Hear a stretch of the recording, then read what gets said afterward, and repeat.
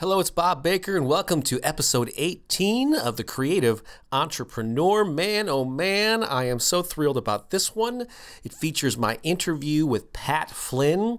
And just in case you don't know who Pat Flynn is, well, that means you haven't really been in touch with the blogospheric environment and the social media landscape, whatever crazy terms you want to give them. Because when it comes to blogging and podcasting, Pat is the king of the hill. He's the top of the heap, and some other cliches from a Frank Sinatra song.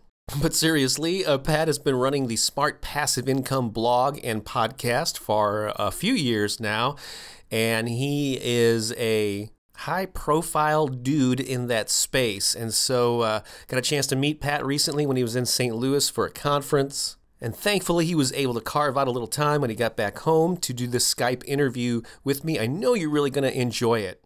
But obviously, this is just one of many interviews that I have done and will continue to do in this series. So please don't miss out. I want to keep you alerted every time a new interview is posted. And the best way to stay in touch is to get on the VIP email list. It's really easy to do. You just go to DIYcareermanifesto.com. It's the site where I host all of these interviews. There are a number of links on every page where you can get on the VIP list, which will also give you a free download of a big sample of my new book, also called The DIY Career Manifesto. If you like this interview, share it with your friends on Facebook and Twitter. Leave a comment. Just do whatever feels right to share this message with people who really need to hear it.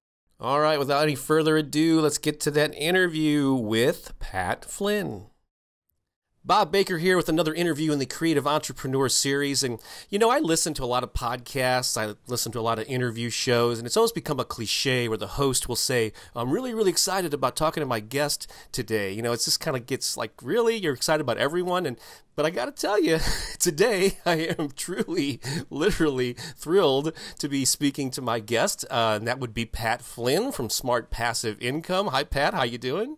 Awesome, Bob. Thanks for having me. Yeah, this is. I've really been looking forward to this because we set this up some weeks ago, and in fact, so I've been listening to your podcast for at least 2 years, maybe longer. And you're a big fan of your, as tens of thousands of people are, of your blog and all of your efforts online. And we had the good fortune of meeting each other when you were in St. Louis back in October for the the Financial Bloggers Conference. Yeah, right? It was really good to meet you in person. I mean, it was we had lunch together and we talked business, we talked life. It was just great. And so I'm really excited to come back and connect with you again and hopefully provide some value for you and your audience. Awesome. Yeah, I have no doubt that that's gonna happen. You had a meetup while you were here, and I think it may have been your first time to St. Louis, my hometown. It was. Yeah, it was great. It's a great town. I mean, the weather was perfect.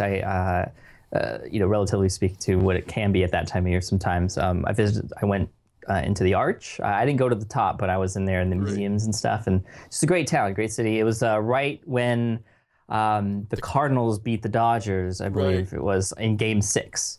And it was just everything was just bubbling in the city. It was awesome. Some of the best sport fans I've ever met before too. Oh, cool. Thanks for saying that. Yeah, the city was on fire during that time. But yeah, so I'm glad you had a good experience here. So I know I've been following you, and a lot of people know who you are. But just in case, let's just kind of give a little brief background. I'll kind of give you my summary and ask you to embellish here and there. But as I understand it, like 5 years ago, wasn't it back in 2008, a couple of things happened. You were recently engaged to your now wife, and I believe you were also working, was it as an architect or for an architect firm? Or? It was for an architecture firm. I was getting to the point at which I would become an architect. I was working toward that point. And you were it was that year that you were let go, which just happens to be, I believe, the name of your first ebook or multimedia sort of ebook that you came out with earlier this year. And as I understand it, that has two meanings. We don't, the typical let go, like being let go of your job, but also, I guess it implies having to let go of your preconceived notions of what work and life was. Is that a fair? Absolutely correct. Yeah. Summation there. And then and you tell the story. I don't want to give the whole thing away. You tell the story very, very well in the Let Go book about how you rode the train back and forth and you listened to podcasts, like I think maybe Internet Business Mastery and other, with our mutual friend Jason Van Orden and Jeremy do that. And so you started like educating yourself, and it was around that time also that you had this blog where you were just sort of having your experience by taking this thing called the LEED exam, which is like it's basically had to do with architecture. And was it like what is the LEED exam exactly? It stands for Leadership in Energy and Environmental Design. It's a very niched exam that architects and builders and people in that industry take to understand how to build and manage sustainable buildings, environmentally friendly buildings. Right. So very specific, small audience, but for people that are interested in that, they're very interested in learning how to pass it and all that. And you had been blogging, I guess, on your own, and suddenly realized that you was getting a lot of traffic. And I guess while maybe around the same time of listening to these podcasts, you realize, hey, I might be able to generate some income from this or have an online business. And then you created like an ebook with the compilation of the blog posts. Is that sort of your first online money-making effort? Or Yeah, in October of 2008, which was probably, I think, maybe almost 2 years that this site's been up. I had been keeping track of my notes and just writing on it every day to help me pass the exam. Back in March, I actually passed the exam, and I just let the site sit there. It did its job. I really had no more use for it until I got laid off, until I listened to that podcast with Jeremy and Jason, and I heard a success story from a guy who had built a really good living by teaching people how to pass the project management exam online. And I was like, hey, I have this site. I can teach people how to pass the LEED exam, perhaps, and maybe I can turn it into a business. And that's exactly what happened. I turned a lot of my blog posts on there into an ebook, and I sold that in October 2008. And I had made that first month after monetizing $7,905.88, which was completely ridiculous, like more money than I'd ever seen before in a single month, let alone 2 or 3 months working in the architecture field. And it was really life-changing for me because that's when I knew that I could do business online in a legit way, because sort of my perception of doing business online beforehand was it was a very sort of scummy, scammy sort of industry. A lot of people just talk the talk and they try to get people to buy things that may not work. And here I was actually doing online business, providing something of value to help people pass this exam and getting paid for it in return, and also getting beyond the money, getting a lot of incredible notes of thanks and even handwritten letters from people who are like, "Thank you so much for creating your guide. It helped me out so much." It's I've got people saying like, "I got promoted because of you," like all this amazing stuff. And something I recently talked about on my blog that I sort of just recently thought about when at that point was that's at the point where I sort of switched from working being ready to work for 30, 40 years in an industry I loved, but that I probably wouldn't have gotten that much recognition for. I mean, there's only a handful of actual architects that people know, like the general public really knows. But here I was actually being thanked by name for something I was doing to help a certain kind of people. And no, I wasn't building buildings, but I was helping people in their own special way. Right. I can see where the seed would have been planted back then that, wow, helping people online, just giving, sharing my knowledge is a way, and making money doing it. Wow, what a cool concept, right? Yeah, yeah. And so I don't know how long after that when did you start Smart Passive Income blog? The exact same month that I had released that book. I was just so excited and so blown away by what had happened that I just wanted to share everything I could, and that's when I built the Smart Passive Income blog, which is where most people know me from now. And now this blog has just taken off. I've built other businesses publicly on the site to share what works and what doesn't. Things don't always go right, but I always share everything that happens so that other people can get inspired and also learn from my example and learn from my mistakes a lot too. Cool. I'm actually looking at your new, I know you redesigned your website recently, so I'm at smartpassiveincome.com right now. In your new homepage there, it says, "I'm the crash test dummy of online business, sharing what works and what doesn't, so you know exactly how to build your business better." That's a great way to sum up exactly what you do. Thank you. Yeah, so that's awesome. And I know you probably weren't the first person to do the monthly income reports, but I know that's also a big thing of what you do, and you're very transparent. I mean, quite often you're like in $40,000-$50,000 gross a month or more, and you're not shy about about sharing that and breaking it down about the different streams. And so I guess that was part of the plan from day one too to share that? Or? Well, the plan from day one was just to show that first month in October of 2008. I had shared that monthly income report, and that was around the $8,000 mark. But it just got such a high level of response, and just people were like, wow, I've never seen this before. This is so inspiring. Like, it really helped people understand what was possible and also get people off their butts and start to do things that I was like, hey, I can probably make this a monthly thing and share everything every month. And it hasn't always gone up. Sometimes it's gone down, and I talk about why it goes up and why it goes down. And for those of you who don't know me, and you might be thinking, oh, this guy like just shares how much money he's making. Well, it's not about the numbers, really. It's about what happened to make those numbers appear. And so whatever happens in my business, I talk about it. And luckily for the last couple of years, it's been going up fairly well. So I'm at the point at which I'm making $40,000 to $50,000 a month now. I had a month back in August of 2013 where I cracked $100,000 in a month because I had a launch of a product that I sold. But it's just been amazing. And no, I wasn't the first person to do that, but I was inspired by, actually, I read a lot of personal finance blogs back when I was an architect. And one of the blogs that I followed was at mymoneyblog.com. And the interesting thing about this site is it's not the fanciest looking site in the world, and the person doesn't even reveal their name.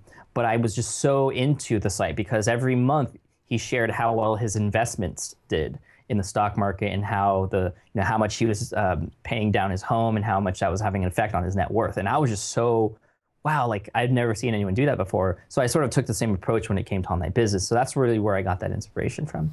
Cool. Well, that's a great overview of your background there, Pat. All right, so like I do with all my guests, I like to ask them a similar set of questions to kind of find out those key elements that led to their success. And so the first one is, if you had to pinpoint maybe 3 things or 3 qualities that were responsible for you, making this incredible transition over the past 5 years, what would those be?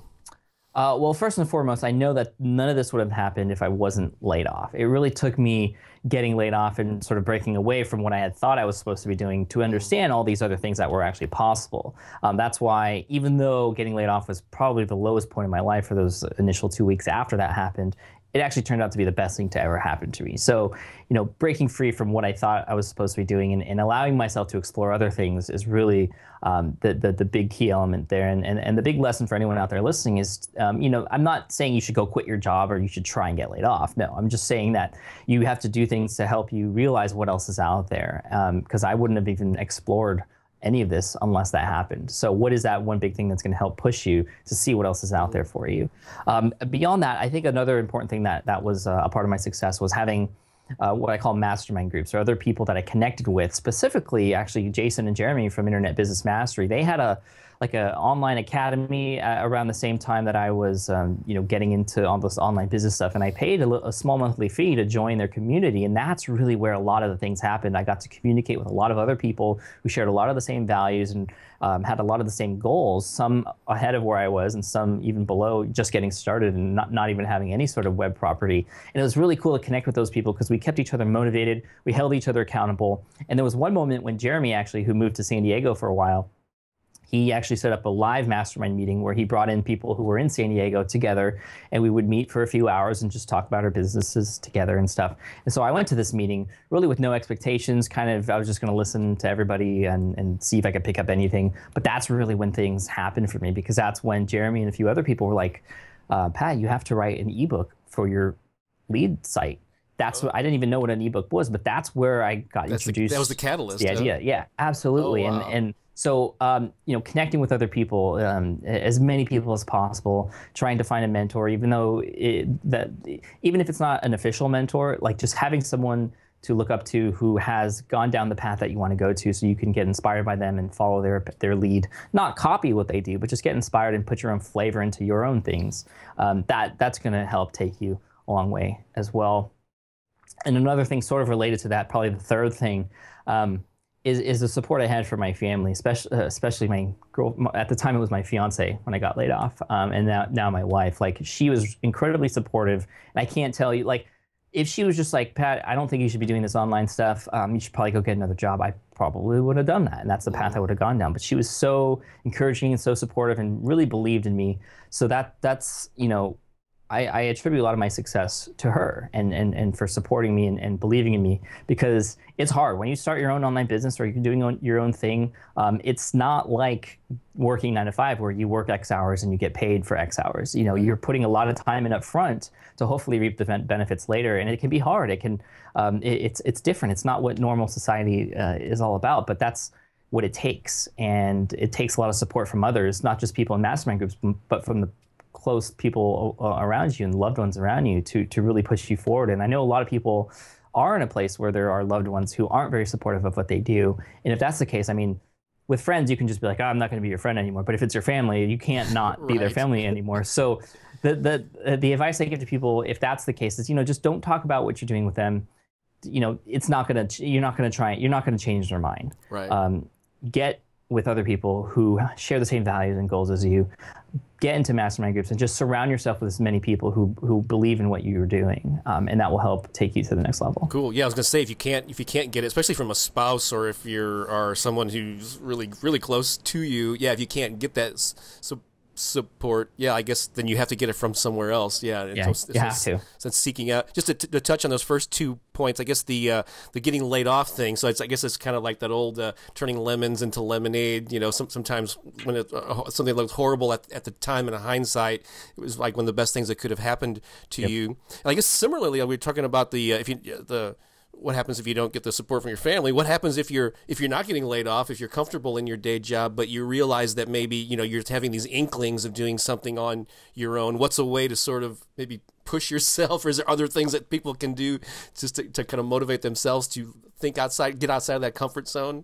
Yeah, I'm glad you brought that up, because a lot of people think it's either one or the other. They have to stick with their job and not do the thing that they want to do, or they're thinking of doing, or they have to completely quit and then just go full steam with what they want to do. But the nice thing is, especially with online businesses, you can take, you have to make a little bit of sacrifices, but you could do both. You can have your regular job and sort of test the waters and validate things along the way. Even just spending an hour a day will go a long way over time to devote something to yourself first. And a lot of people, there's a personal finance tip that I love, and that is, you should always pay yourself first. Before you pay your bills, before anything, when you get that paycheck every month, you should put some of that away for yourself into savings. And there's a similar tip when it comes to building an online business, especially if you also have a 9 to 5 job.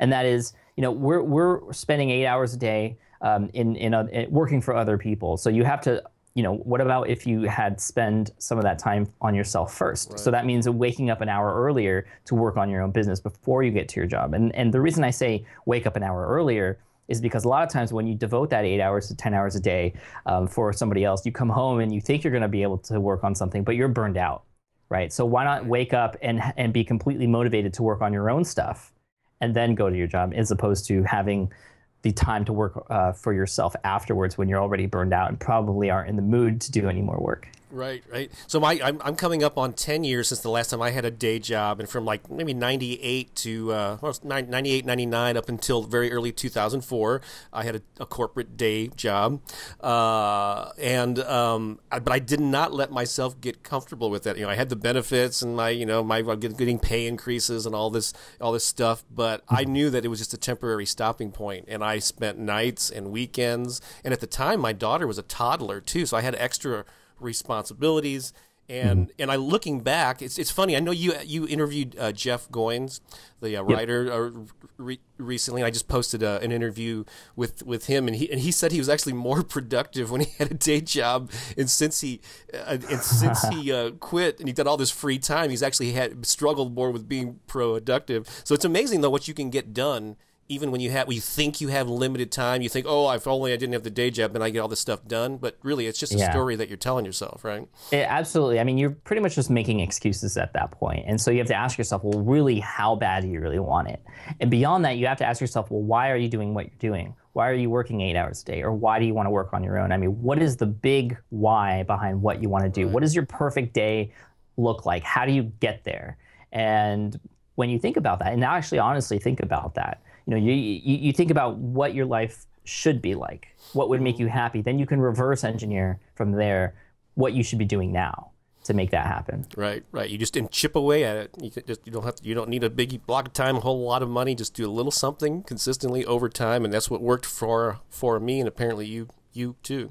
And just real quickly in the mastermind thing, yeah, about a year ago, I started adding an accountability partner. I call him a success partner to all of my online classes and programs. I added that aspect to it because it makes so much of a difference. Now, ideally, the best interpersonal communication is done face to face, at meetups and conferences and local events and so on. But you can recreate that online by having private forums like you mentioned. I think you got involved with that with the Internet Business Mastery Academy. But just find ways, to interact with people. It's so crucial, especially if you can interact by phone or Skype one-on-one with somebody. Find an accountability partner. Or I'm actually in 3 different mastermind groups that meet every single week for an hour each week. It's that important to me. I've heard you say that. That is crazy. And they all meet virtually. One of them meets on freeconferencecall.com, another one meets on a GoToMeeting, and then another one meets in Google Hangouts. And it's absolutely free. So, I mean, I would not be where I'm at without the honest feedback from other people in those groups. Wow. And they provide that honest feedback, and they're completely real with me because they know that when they're in the hot seat and their business is up front and center and they have questions, that they're going to get real honest answers from me to help them too. So it's just a great mutual accountability, goal setting, get yourself fired up and motivated type of thing. And it can only happen with other people. I mean, you can't do this on your own. You just absolutely cannot. And you ask any successful entrepreneur, were there other people involved in your success? They're going to 100%, if they're completely honest with you, they would say yes. Right.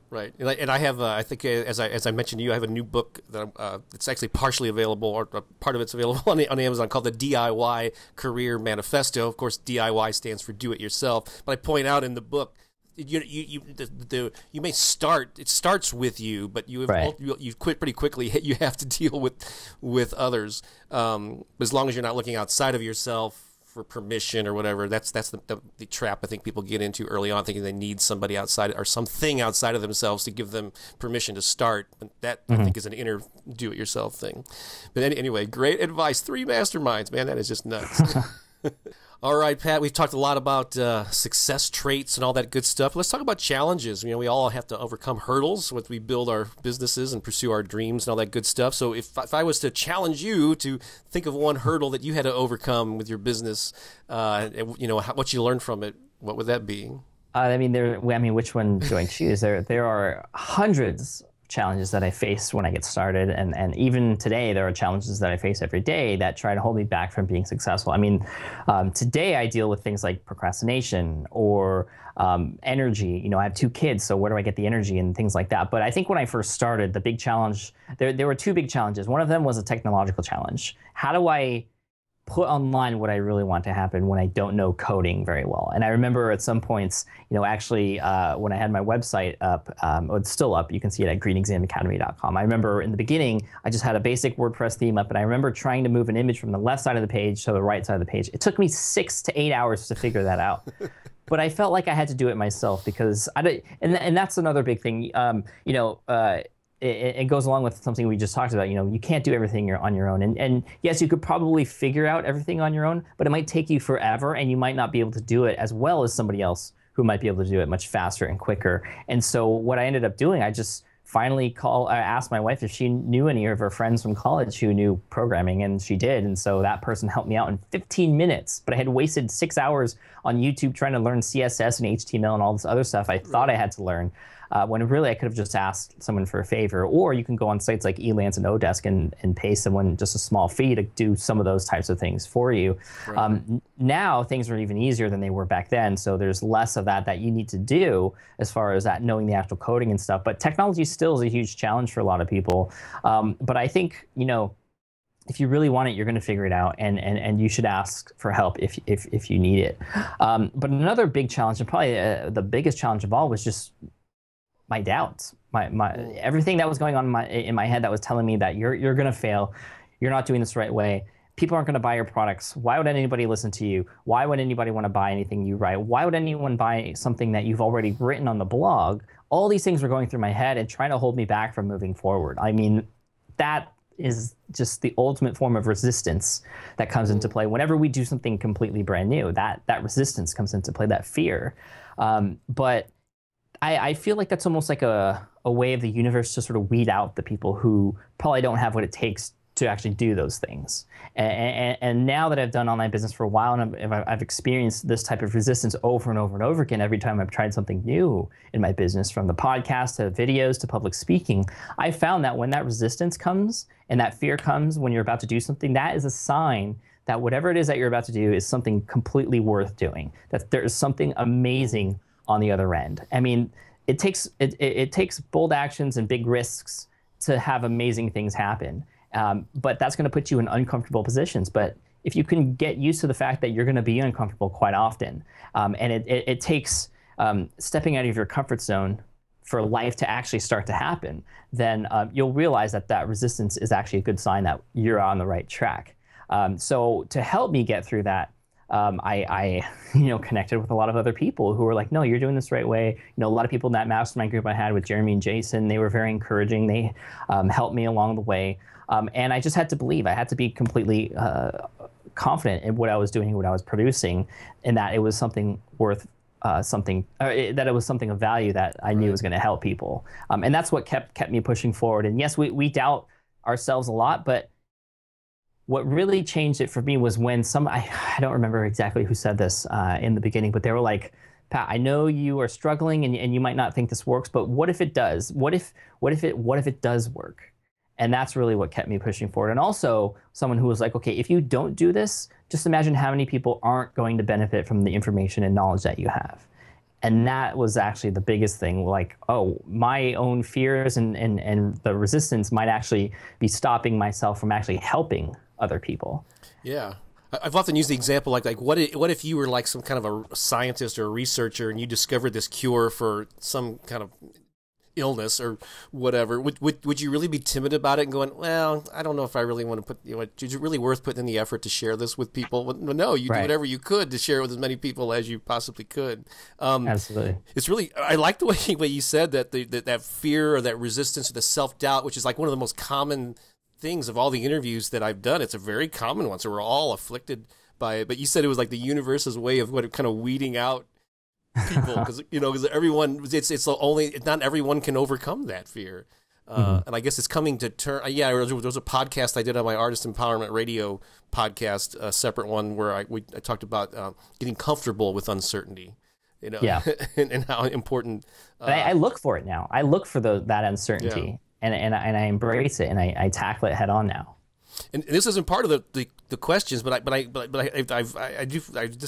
I wanted to ask you this too. Is like so a lot of people, especially early on, they're kind of frustrated by the slow progress, and they think to themselves, "Man, I just need a big break.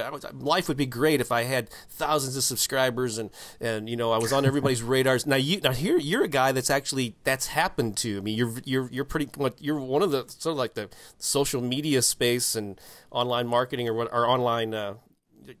In your niche, you're sort of like almost like the king of the hill these days, if you don't mind me saying that. And so isn't that a challenge too when you've reached a certain level of success? There's a lot of people that sort of want your attention. Everybody wants to partner up with you. Is that a hurdle that you have to overcome too?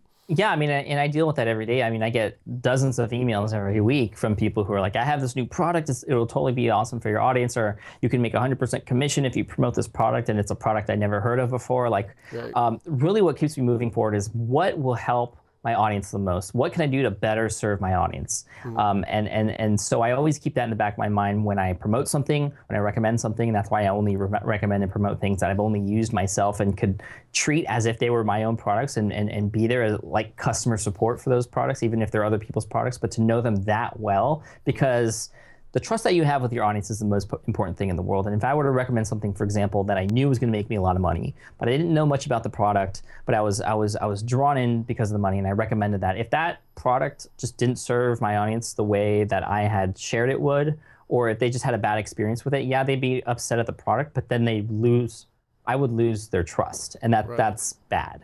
And so I deal with those types of things every day. And I mean, I've gotten to several points in my business where I've plateaued as far as traffic and comments and growth, and I'm always looking for new ways to sort of expand. And that's why when I only had the blog and I got to a plateau level, I introduced a YouTube channel, and then I introduced a podcast, and now I'm doing public speaking, and now I'm writing books, and I'm just trying and experimenting with all these different things. Again, to try and help my business expand, but also be there as a crash test dummy for other people who are interested in those sorts of ways of expanding their brand too.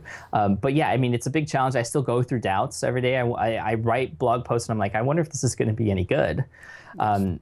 So I have to think about what am I doing and how is it going to help my audience all the time. That's really what drives me forward. Cool. Another list of questions I like to ask is if you could have some advice to your younger self. So you can pick what that was, whether it's 5 years ago or 10 years ago or whatever. But if wise, not old Pat. Are you like in your early?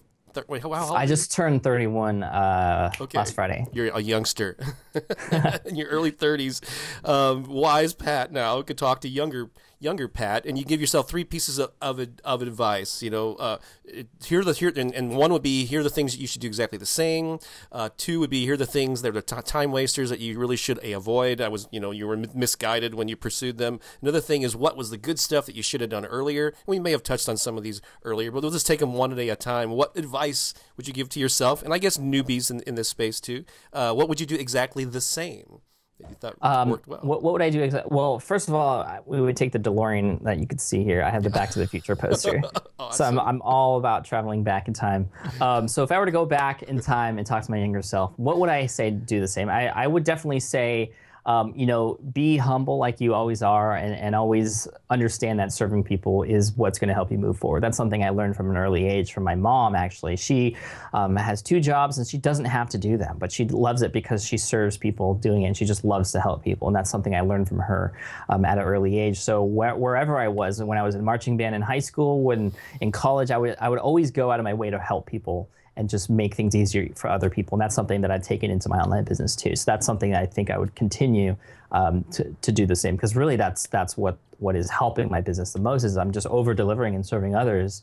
And it just so happens that is how people will want to pay me back. I mean, there's the law of reciprocity definitely comes into play here.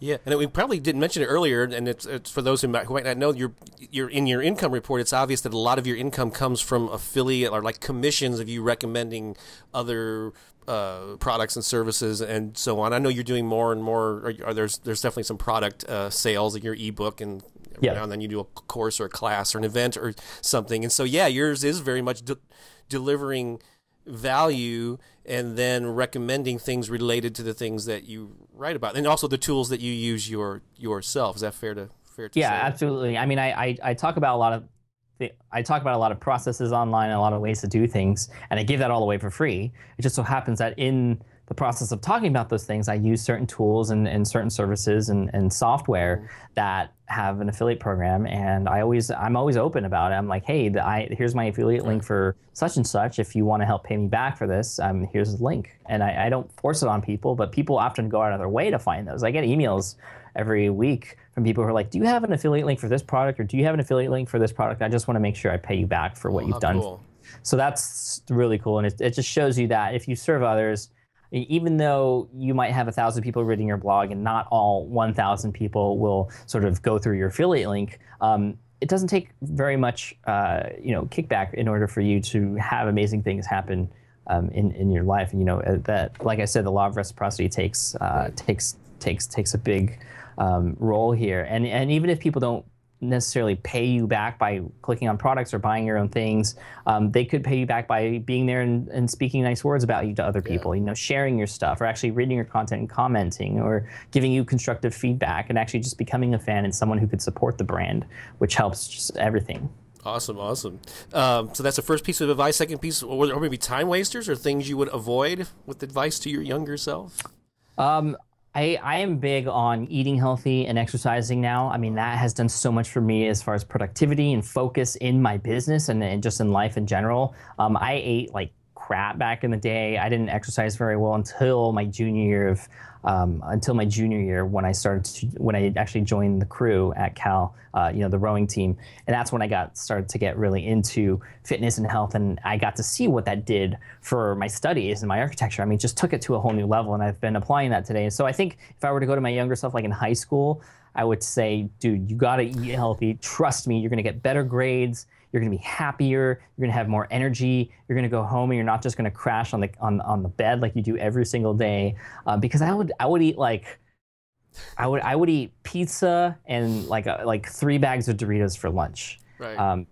It's just disgusting. Just absolutely disgusting. So now that I have kids, I'm like very, very conscious about what goes into their body because, junk food in, junk brain. Clean food in, clean, healthy brain.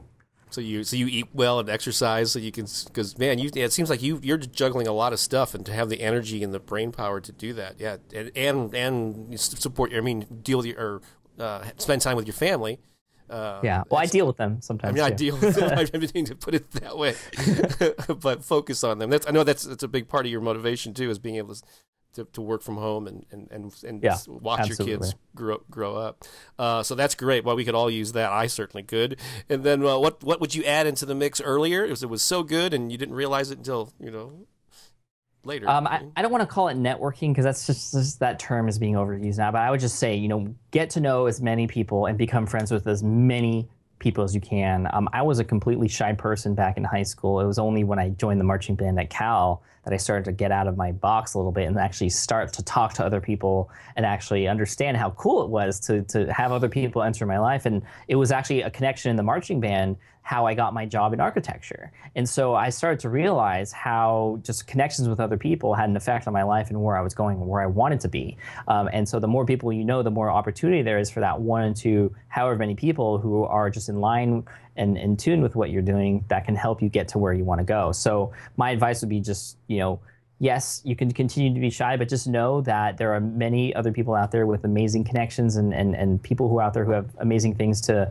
share with you, and you could share with them. And just the more people you get to know, the better. Right. There's a friend of mine who says, in addition to DIY, which stands for do it yourself, he talks about DIT, do it together, or do it with others, or whatever. Mm-hmm. That's very important. And a lot of people probably don't realize. I'm a musician, and music marketing has been my niche for all these years. But yeah, you're a musician, and I believe was the trumpet your main? The trumpet was, yeah. I see one on the shelf behind you. Yeah. Right here. Yeah. Yeah. So is that your main instrument? It is my main instrument, yeah. Although I do dabble a little bit in guitar and drums as well. And where'd you learn the ukulele? The ukulele, yeah. Yeah, too. All right, Pat, we're headed into the stretch here. Another question I like to ask, which I always get some surprising answers to, but what's a book that changed your life? If you had to identify one, and why? Oh man, there's so many. I mean, I definitely want to give shout outs to The 4-Hour Workweek by Tim Ferriss. He taught me the idea of automation and building businesses in a way that you can have businesses run without you actually having to be there for transactions and everything to happen. That's the model. How I built my Green Exam Academy website was based off of The 4-Hour Workweek. So that was one of them. Rich Dad Poor Dad is one you've probably heard of before. Just the different mindset of how money is and things like that. And but I definitely want to mention Stand and Deliver by Dale Carnegie, because one of the scariest things for me was getting up on stage in 2011 at the Financial Blogger Conference. This was the first time I went to the conference, Bob, 2 years ago. And I had never done any public speaking. I was deathly afraid of it. And it was after reading that book that I felt a lot more comfortable with getting up on stage and understanding that, I always thought that people who were on stage and who were good and just, really entertaining and exciting, that they were just sort of born to do that. And some people are, but I learned through reading that book that it's actually a skill that you can learn, and it's a craft, and you can become a master at that craft or improve on it. And with specific, I'm a type of person who loves strategies and tactics and things like that. And that book sort of helped me understand the strategies and tactics for delivering a great presentation. So it got me really juiced up about going into the Financial Blogger Conference and delivering my first presentation. And I did pretty well enough to get invited to speak again the next year, although I couldn't attend because my wife was pregnant at the time. But I did get invited in 2013, which to do the opening keynote for the presentation. And now I'm just bullish on speaking. I've been doing a lot of it. I'm starting to get paid for it now. I'm going to the Philippines to speak. I'm going to other countries around the world to speak as well. And I get to bring my family with me. I mean, so many awesome things have happened as a result of me getting uncomfortable a bit and sort of tackling that resistance head on, but also B, understanding the sort of strategies and tactics through Stand and Deliver by Dale Carnegie. So, I mean, I've read a lot of other presentation type books, but that one is a great one. And it's great for not just presentations, but for how to communicate and what sort of had to deliver a message to somebody if you really wanted to stick. Yeah, and I know you've really gotten into the public speaking, and you spent a lot of time preparing. In fact, was it Amy Porterfield that interviewed you recently about the ungodly number of hours that you spent just for this opening keynote that you? Yeah, I spent 250 hours preparing for this keynote, and part of the reason I went over that's a lot of time to spend on something, and I did have to make a lot of sacrifices in my business and also a part of my personal life to make sure that I was able to deliver a great keynote presentation. And the reason I did that was because FinCon, back in 2011, when I first spoke, they gave me the opportunity to get up on stage. They invited me, and I really felt like I owed them because speaking has been amazing for me and my business, and I really wanted to give back to them for what they did to me back in 2011. So I was definitely happy to spend that time preparing an opening keynote that was definitely memorable, and a lot of people talked about it. Right, goal accomplished. I heard it went well. Like, I guess I shouldn't be surprised that a guy that's in 3 weekly masterminds would also spend a lot of time preparing that. So bottom line, and we talked about a lot of different factors, and I think earlier you mentioned like the why, and the why you do what you do, and why that's important. So what truly motivates you, bottom line, to do what you do? My kids. Honestly, my kids are everything. They are the motivation behind everything I do, and every decision I make in my business. For any important decision I make, I honestly think about what my kids are going to say about it in the future. Like my son and my daughter getting together, and what they would think about this decision I'm about to make. Would it be something that they would be proud about and happy to talk and share, or would it be something they would be disappointed in?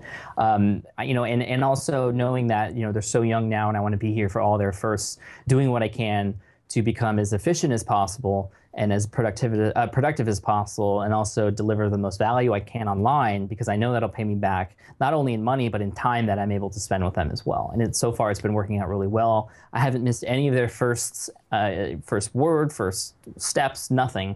And I'm so grateful and blessed for that opportunity. And so I'm definitely big on doing what I can to be here with my kids. And that's why my schedule is the way it is. I actually wake up in the morning with my kids, and I play with them all day, and I do most of my work in the evening after they go to bed, because I don't want to miss a moment with them. That's awesome. That's I couldn't think of a better priority than that. But I have a feeling a secondary motivation is to serve your readers and your listeners and viewers and all that stuff, which you kind of made obvious throughout this thing. But that's fantastic. So you talked earlier about how you kind of built, like you started with a blog, and then when you sort of plateaued there, you added a YouTube channel, then a podcast, now in public speaking. So I guess that leads to the next question, like future plans. Is there something new you're going to be adding on, or what do we have to look forward to in the Bob, next? Always something new I'm adding on. There was plans for a traditional book. I feel like I'm at the point now where I can write a traditional book that'll make a big impact on the world.